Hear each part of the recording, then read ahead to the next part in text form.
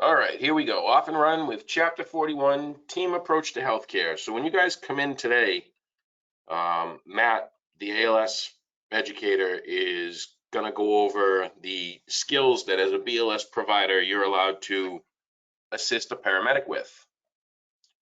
In the heat of the moment, it is not uncommon for us to wind up spiking an IV bag, priming the lines, getting everything ready, because paramedics have a very broad, expanded scope of practice. They are oftentimes thinking more steps ahead as far as how can they treat this patient, what can they use to verify that their treatment is going to be correct. Their diagnostic approach is a little bit different than ours. It's a little bit sort of more involved with more equipment, and there's a lot of stuff we can do to make the whole thing go a whole lot smoother. Things that we can't do are get medications out of the box for them, push medications through an IV, draw up medications into a syringe. So things that really to be above your scope of practice aren't things that we should be helping a paramedic with when we're working on a call as part of a healthcare team. As far as like getting the drug box, getting their airway kit, we shouldn't be starting IVs, we shouldn't be intubating people. Think of the things that make sense. Is there any possible way you're going to hurt somebody by spiking an IV bag, which is connecting all the tubing so that the fluid will run through the IV? No. Priming the line? No. There's very little things that we can help out with. One of them is going to be setting up the cardiac monitor, putting the patient on the 12 lead. I think that'll help with some of those where is V4 questions like we saw yesterday during the cardiology quiz. Facts being what they are, I'm going to let you guys in on a little secret. BLS saves more lives than ALS does. Without proper BLS, without you guys doing the things that a BLS provider does, all the fancy ALS stuff in the world is going to be no good. If we're not properly assessing and treating problems with airway, breathing, and circulation like we know that we can, by the time a paramedic gets there to help us, or we meet with a paramedic on the side of the road, this patient is going to be so far behind that all the fancy stuff in the world isn't going to make a stitch of difference. So this is fact. As part of the EMS community, you guys are going to be a critical cog in the wheel that keeps this machine going. If we don't work as a team, if everybody's not pulling in the same direction and everybody's not trying to accomplish the same goal, the patient is the one that's going to suffer. By working together and training together and actually doing even things like this class right here, and when you guys get out and you're riding on Cataldo ambulances, it is a way to network and build a stronger team. You'll see how our side operates. We'll see eventually how your side operates when you guys get out there. And it works to make a much more cohesive unit. And it makes many hands make light work. The more people that know what the rule book is and what side of the playbook we're on, the easier these things, even difficult things, become, and the much better off our patient outcomes are going to be, because that should be everyone's common goal. When going all the way back to CPR, when they did the little video blurb on, team dynamics, talking about you cannot evaluate what you don't measure, and if you don't train, you can expect those evaluations to be poor. Well, the more we look at working together, training together, adding additional education and information, especially for you guys who are going to be new, the better off the patient is going to do. It has nothing to do with being able to say, oh, I got this fancy certificate, I got that fancy certificate. It is all really patient focused. What we're trying to do a lot now, and this is going to be something big going forward at both the ALS and the BLS level. It says right there, community paramedicine and mobile integrated health. Well, this is in an effort to stop us having to do all of those nonsense 911 calls and bringing people to the emergency room who really don't need to go to the emergency room. The scope of practice in the paramedic and the scope of practice of the EMT basic, believe it or not, has expanded to now actually evaluate and treat people for certain things in their house to avoid having to bring them to the emergency room. It allows now the actual ambulance to really concentrate and sharpen the tip of their spear for actual emergency. Because it's real easy to kind of get dull on, showing up at the same house 3, 4, 5, 6, 8, 10 shifts in a row and have the same complaint with the same person with nothing you can do about it, nothing that the hospital can do about it, because they need more extensive care. And leaving the ambulances free to run really emergent 911 calls and leaving the emergency department free of patients who probably don't really need to be there has allowed for much more efficiency in the field of emergency service and much more efficiency in the emergency rooms. We recently ran a class of community paramedicine for the BLS provider, and it has taken off like a shot. And another good thing that it does is it drives down the cost of healthcare, which, regardless of which side of that coin you're on, none of us own insurance companies. So it doesn't help us that that price has gone down. But in the long run, it's going to help, limit things like Medicare and Medicaid being insolvent and insurance premiums going up. So some of the things that are coming down the pipe for both ALS and BLS providers as part of a healthcare team are really kind of cool and exciting. Regularly speaking, you guys will be working together as 2 BLS providers on the same truck.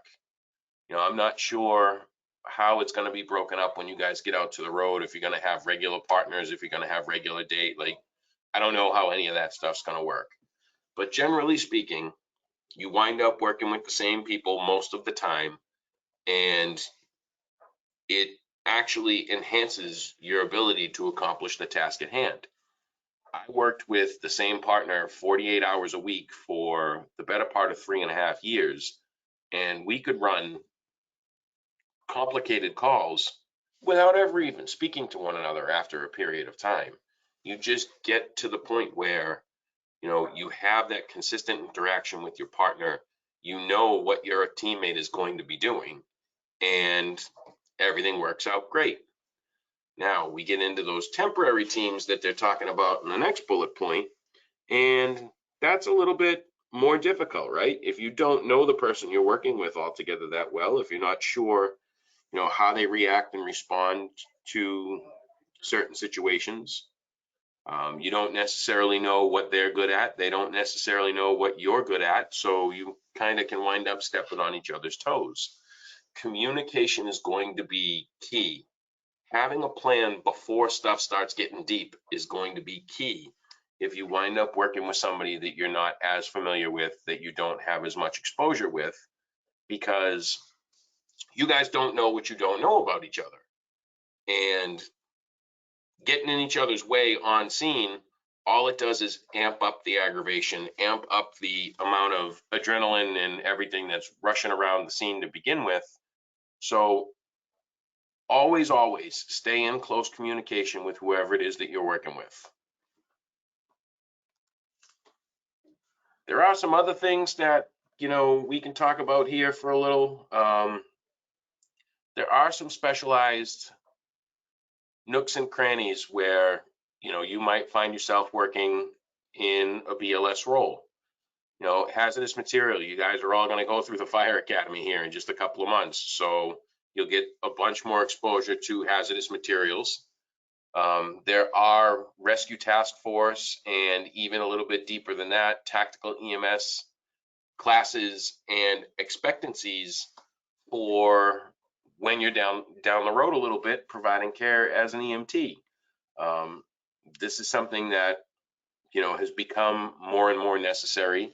When we talked about Stop the Bleed, we talked about all these active shooter and what the most common cause of death after the initial incident happens.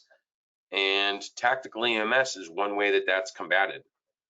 Hold and standby at a special event. We do here at Cataldo, we do Fenway Park, the Boston Garden. You guys could find yourselves working as part of a detail, maybe at the Encore or at some form of high scale event in the city of Everett.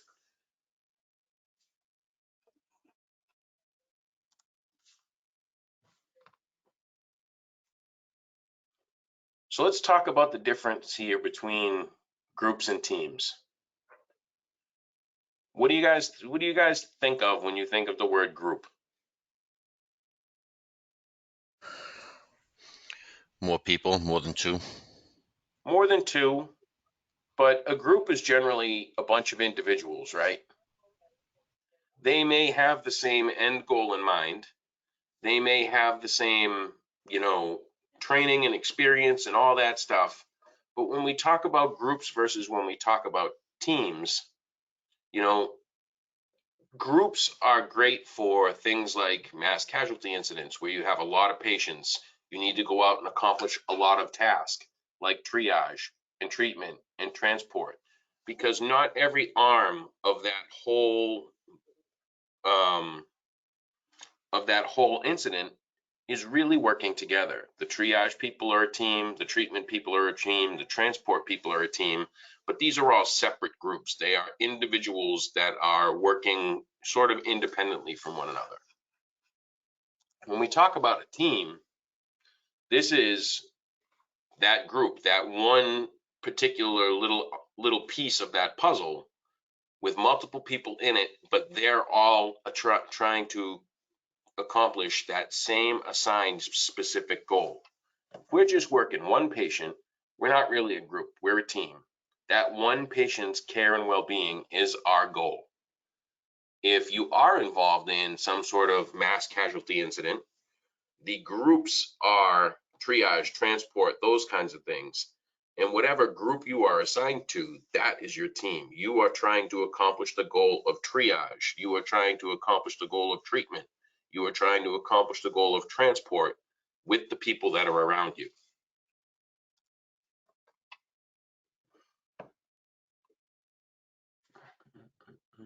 You can skip through some of this.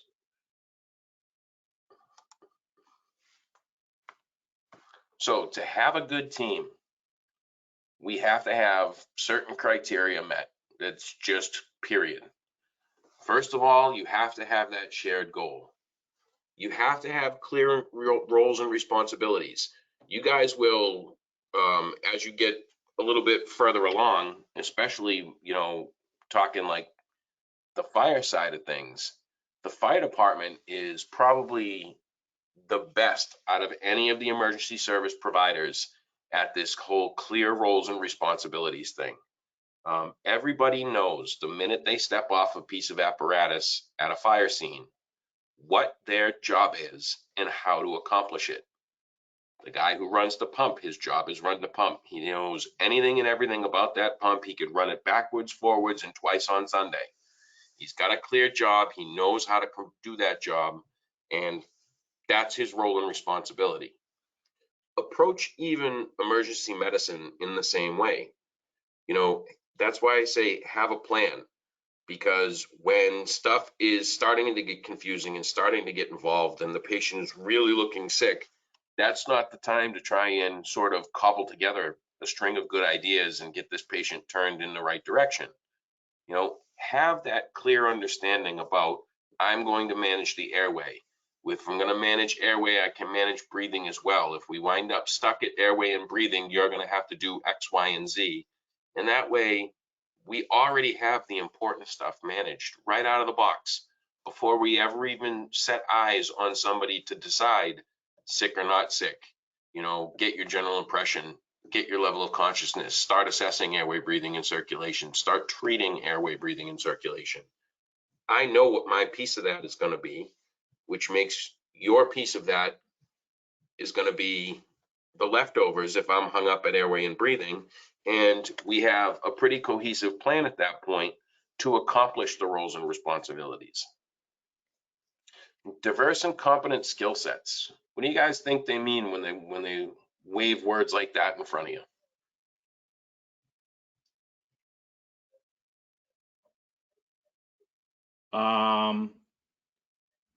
Maybe other people are going to be better at different skill sets than other people. Man, Mike, you are on a roll. So, diverse and competent skill sets does mean exactly what Mike just said. Not everyone is good at everything, but everyone is going to be good at something. You know, if you start, they even talk about I think it's in the AHA provider manual, the book that that you get with some of the CPR classes, talks about like, all right, if I know that my partner just sort of injured his wrist a little bit on the last call, not enough to go home, not enough to fill out, a form or anything, but just a little sore, and we're working a cardiac arrest.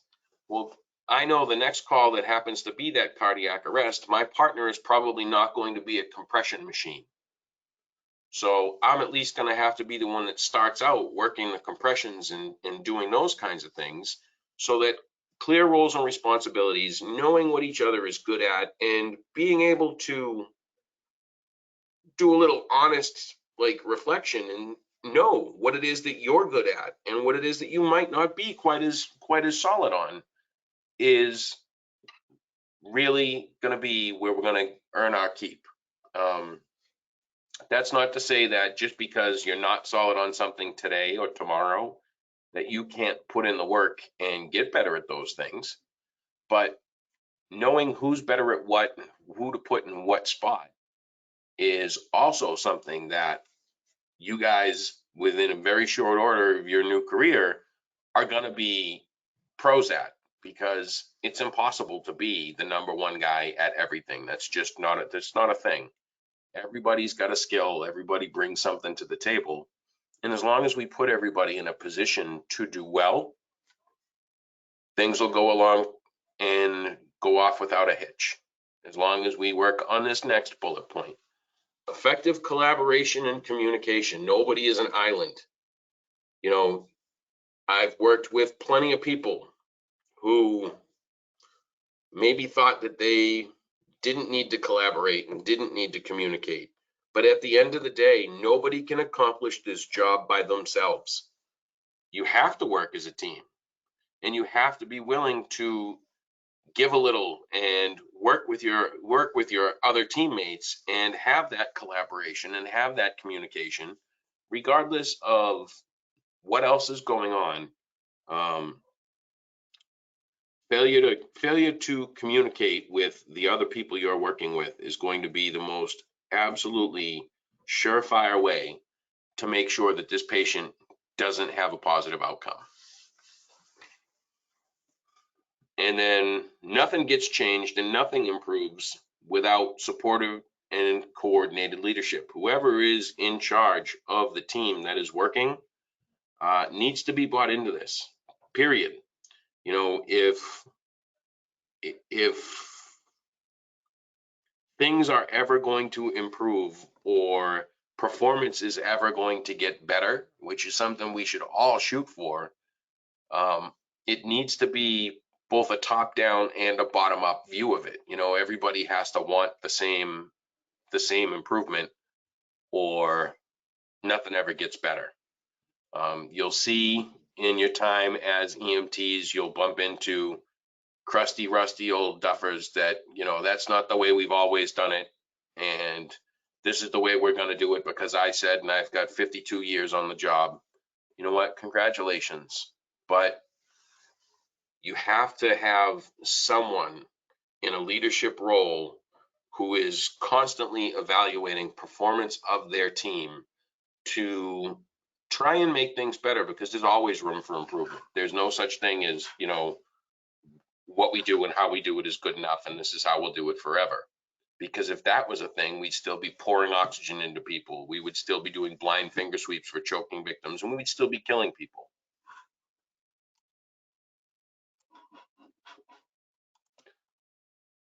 All of this came from something called Crew Resource Management.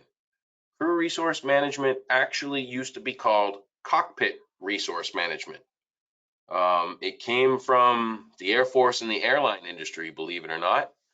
And what it did was identify the fact that not everyone can be everywhere doing everything. So it's how all of that clear roles and responsibilities things came up. It's how now we start working with what we call the sterile cockpit, even when we're doing something as simple as driving to a call. The person who is driving to that call, guess what his job as the team member is? To drive and get to that call safely. He doesn't work the radio, he doesn't work the lights, he doesn't work the sirens, he's not on his cell phone, he's not doing this, that, or the next thing. His job is to drive and arrive at destination or at scene safely, period. And if we look at any problem in front of us in that sort of, in that sort of manner, it really makes things go a whole lot smoother.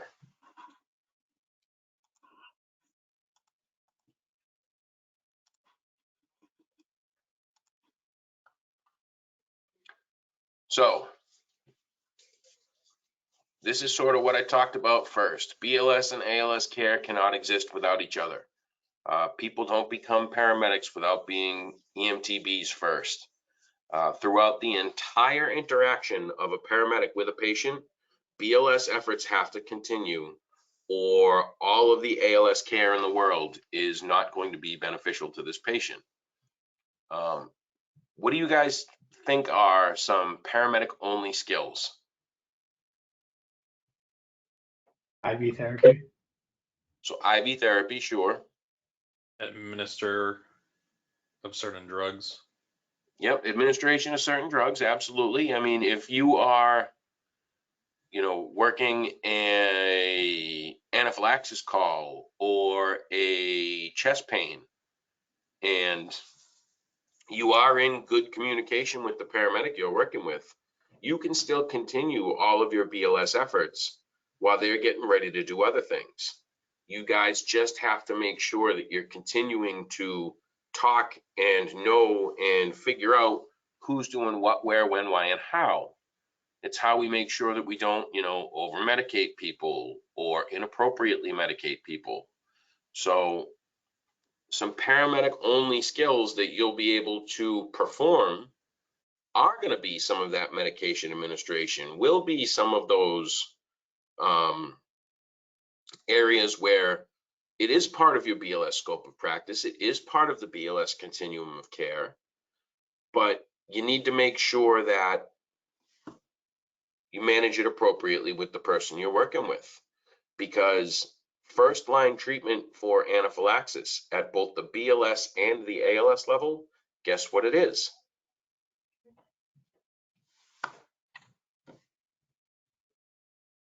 It's not a trick question. Oxygen.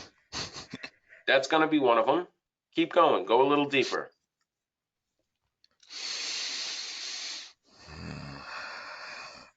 Signs and symptoms of anaphylaxis: hypotension, respiratory distress, swelling of the airway, urticaria. How are you going to treat it? Epinephrine. Epinephrine, what's your dose? 0.3 for an adult. For an adult, can you repeat it? Yeah, once every 5 minutes. 3 All times. right. Rock on. So that's the protocol for BLS, EMT advanced, paramedic, and really the hospital when we get there. Epinephrine's the first line treatment for anaphylaxis because epinephrine's what's going to fix it. So just being able to know that this is in the toolbox of every single provider that is going to come into contact with this patient. So we need to make sure we're dotting our I's and crossing our T's, because if I give an epinephrine and the paramedic I'm working with doesn't know that I just gave an epinephrine, guess what they're going to do? Probably kill him. They might. Because they're going to give them another 0.3 milligrams of epinephrine, and it could be within seconds. because it's a chaotic scene, it's a sick patient. We're both trying to do things. We're both trying to do the things we know that we're supposed to do. And oops, 0.6 milligrams of epinephrine just went into this patient in the last 45 seconds. Because one of us looks up at some point and realizes that there's 2 empty EpiPens getting ready to be thrown away. And I go, did you just, because I just, damn it.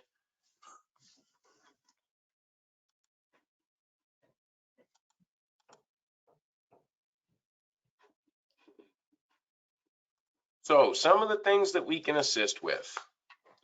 When a patient is, let's say, respiratory failure, and paramedics getting ready to intubate, we can continue to ventilate them with a BVM. If our patient is completely apneic, so now we're talking respiratory arrest, we can still ventilate them with a BVM. Airway maintenance is the gold standard for a paramedic, is to get this patient intubated. Fine. But we still need to have a patient that's still breathing. So if we're going to ventilate them, how often do we ventilate them?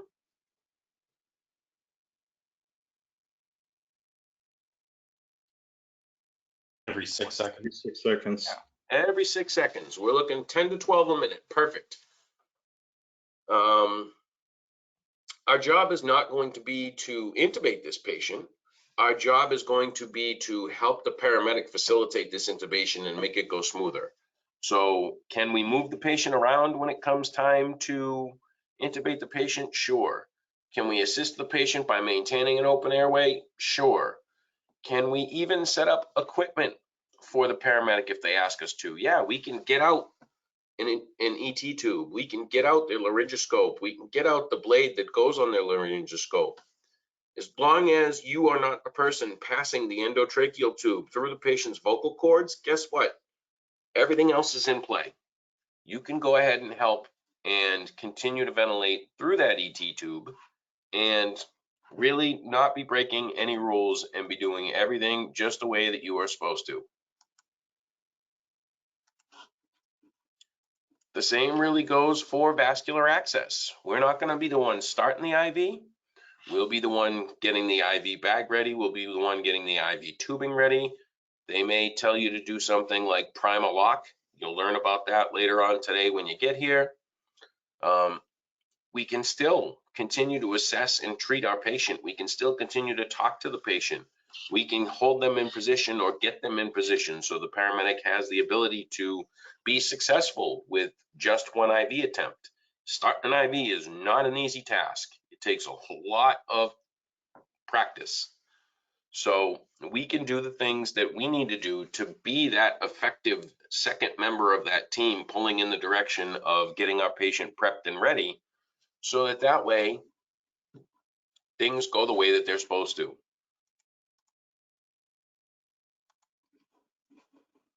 And last but not least, believe it or not, this is the last slide that we're going to see today. Troubleshooting team conflicts. Believe it or not, there's probably been times where I've been difficult on scene and probably didn't handle these team conflicts altogether to the best of my ability. But what I can say is I've always been someone who advocated for my patient and who I truly believe patient care comes first, ego comes last. Caring for the patient appropriately should always be in the forefront of everyone's mind. That does not mean that you are always going to agree with the things that your other teammates want to do, that your other teammates think are correct. Don't fight in front of a patient. That's bad form. You know, you guys can have a total blowout after the call, trying to, everybody wants to be heard. Nobody wants to listen. That's one of the things that I've learned through plenty of years on this planet and seeing plenty of conflict and conflict resolution. By not engaging, listen to the person who is speaking about their position, because you never know, at the end of the day, they might actually be right or have some valid reason as to why they did what they wanted to do. Something to keep in mind when you guys are working in the field and providing care for patients. If you are the team that is going to be transporting that patient and putting them in your ambulance and spending the next couple of minutes with them, that patient belongs to you. You are the one making the decisions until someone of a higher level of training comes along for you to pass that patient off to. So you're calling the shots, but that doesn't mean just being right doesn't always mean that you were in the right when it comes to conflict resolution.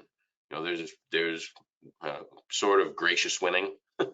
So keep things together, keep things cool, and actually discuss with the other person why they think they're right. Talk about what is going on, because like I said, they may have a valid reason for having either done what they did or not done what they didn't do. You know, they may have heard or seen or evaluated something differently than you did.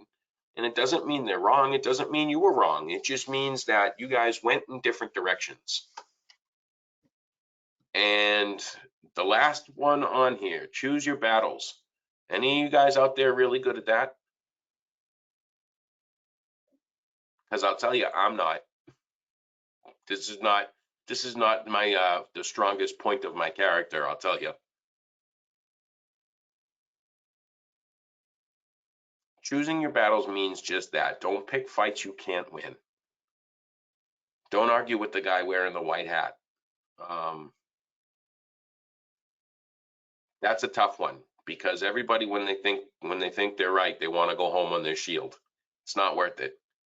Just wait until you get the patient in the back of your ambulance and then do your thing, because you are the person responsible for the patient's care. There's no reason to get into a complete blowout in an argument that you can't win with a person you can't win against.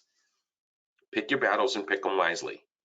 But at the end of the day, as long as you are doing what is most appropriate for patient care, nobody can have anything to say to you. Protocol 1.0 in the Massachusetts statewide treatment protocols. Protocol 1.0 is routine patient care. And a lot of Protocol 1.0 is really just based on doing what is right for the patient.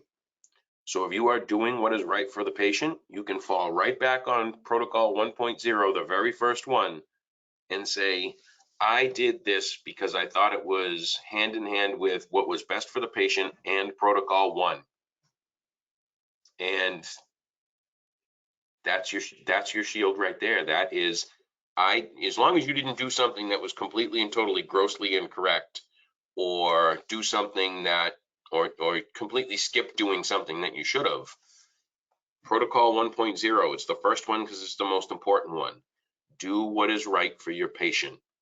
And the rest of all this team dynamics and all of that other stuff and all this troubleshooting of conflict and that kind of nonsense sort of falls by the wayside. As long as everybody stays focused and centralized on patient care and getting this patient, you know, treated and transported and out of there in as good a shape as they were or better, then everything else falls right into place. Hey, Tom, Cody.